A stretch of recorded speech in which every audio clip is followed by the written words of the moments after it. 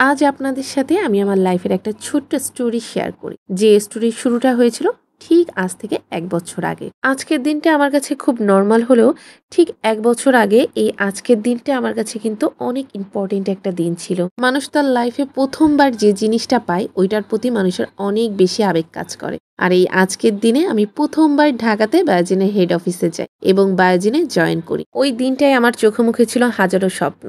অচেনা একটা জায়গা, অচেনা একটা পরিবেশ, অনেকগুলা অপরিচিত মুখ। সবার সাথে মিলিয়ে আমাকে ওখানে থাকতে হবে, ট্রেনিংটা করতে হবে। তখনও আমি জানি না আসলে ট্রেনিং এ আমার কি করতে তখনও বুঝতে পারিনি আমাকে অনেক কিছু পড়াশোনা করতে হবে।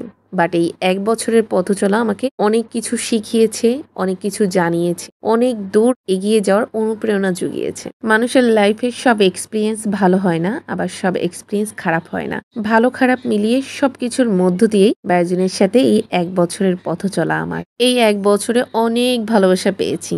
পেশেন্টদের কাছ থেকেও পেয়েছি, আমার কলিগদের কাছ থেকেও পেয়েছি। সবচাইতে বেশি আবদার করা হয় এই মানুষটার কাছে। সেই ইন্টারভিউর দিন থেকে শুরু হয়েছে। পুরা ট্রেনিং পিরিয়ডে একসাথে পার করেছি। একটা বছর একসাথে পার করেছি এই শারমিন আপুর সাথে।